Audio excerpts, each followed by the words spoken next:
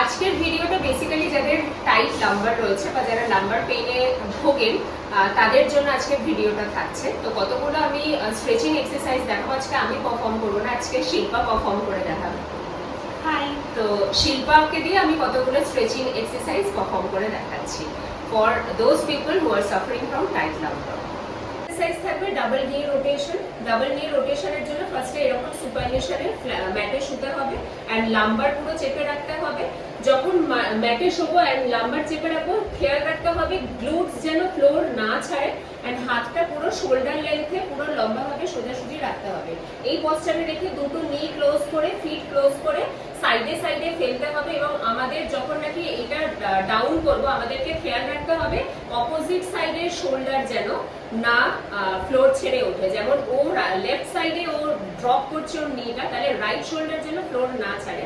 And এখান থেকে slowly এই ধরে রেখে আবার এই সাইডে ও ড্রপ করবে। গুড। এন্ড এইটাকে চেপে রাখতে হবে। হিপটা ম্যাক্সিমাম চেষ্টা করতে হবে যে ফ্লোরের সাথে যেন চেপে থাকে, গ্লুটস দুটো যেন ফ্লোরের সাথে চেপে থাকে। যদি এতটা পা ক্লোজ রেখে করতে প্রবলেম হয়, কেউ একটু পাটাকে জাস্ট এইরকম বাড়িয়ে নিয়ে দুটো ফিটের মধ্যখানে একটু গ্যাপ রেখেও এইভাবেও করতে পারেন, তাতে হয়তো তার সুবিধা হতে পারে।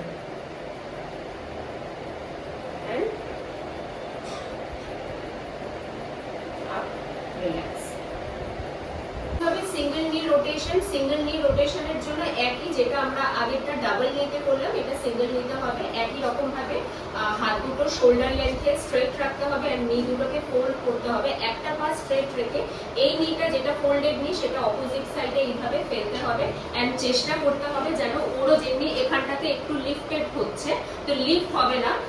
স্ক্যাপুলাটা ম্যাক্সিমাম ফ্লোরের সাথে টাচ রাখতে হবে, শোল্ডার টাচ রেখে যতটা পসিবল ডাউন করা যায় অপোজিট সাইডে ততটা পসিবল রোটেশন রাখতে হবে পাটাকে। এন্ড এইটাতেও রোটেট করতে হবে এন্ড ডাউন, আবার দুটো একসাথে করে রিল্যাক্স।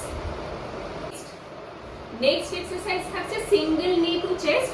এইটার জন্য সুপিনিশনে এরকম ভাবে শুতে হবে এন্ড একটা পা স্ট্রেট রেখে অপোজিট পাটা ফোল্ড করে দুটো হাত দিয়ে নিটা চেস্টের উপরে পুশ করতে হবে। এইটা করার সময় এই পাটা এই যে এতখানি উঠছে, এটা ওঠালে চলবে না, ম্যাক্সিমাম এটাকে প্রেস করে ডাউন করতে হবে এন্ড তোটা যত সিলিং এর দিকে পয়েন্টেড রাখা যায় তত বেটার। এটা ম্যাক্সিমাম টানতে হবে এন্ড পা চেঞ্জ করে অপোজিট পায়ে আবার হবে। এই স্ট্রেচিং গুলো প্রত্যেক কটাই করার সময় কিন্তু ব্রিদিং নরমাল রাখতে হবে। এখানে কোনো ইনহেল এক্সহেল এইসবের কোনো ব্যাপার নেই, জাস্ট নরমাল ব্রিদিং এ কমফোর্টেবলি এন্ড ধরে ধরে স্ট্রেচিং গুলো পারফর্ম করতে হবে।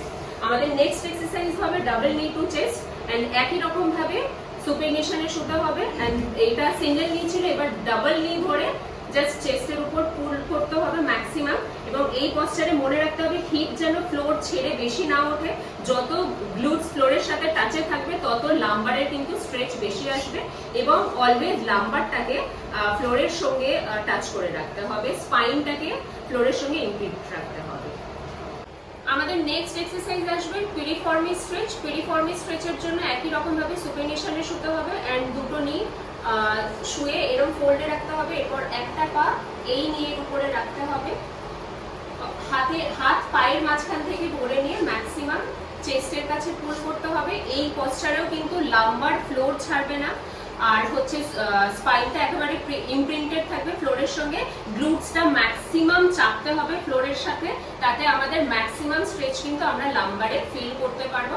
একই রকম ভাবে যখন পাটা শিফট করবো, এইটাকে ডাউন করে আগে প্রেস করবো, এইখানে এইটাকে প্রেস করে অপোজিট পাটা আবার ক্রস করবো, ক্রস করে আমরা এটাকে স্ট্রেচ করবো ম্যাক্সিমাম ভাবে একই রকম ভাবে। আমাদেরও এবারেও খেয়াল রাখতে হবে শোল্ডার যেন ফ্লোর না ছাড়ে, গ্লুটস যেন ফ্লোর না ছাড়ে, স্পাইন পুরো ফ্লোরের সাথে ইমপ্রিন্টেড থাকবে and relax. Thank you Shilpa. আজকের ভিডিও আমি এখানেই শেষ করলাম। আশা করি আজকের ভিডিওটা আপনাদের জন্য অনেকটাই হেল্পফুল হবে। আপনারা যারা টাইট লাম্বারে ভুগছেন, যাদের একটু বেশি লং টার্ম বসে থাকলে কোমরে ব্যথা হতে থাকে বা বেশিক্ষণ দাঁড়িয়ে থাকলে লাম্বারে ব্যথা হতে থাকে, তারা আপনারা এই এক্সারসাইজগুলো বা এই স্ট্রেচিংগুলো বাড়িতে করতে থাকবেন। এই এক্সারসাইজগুলো প্র্যাকটিস করুন, আশা করি আপনারা বেনিফিটেড হবেন। আজকের ভিডিও আমি এখানেই শেষ করলাম। আমার চ্যানেলটা সাবস্ক্রাইব করুন, লাইক করুন, শেয়ার করুন। নমস্কার।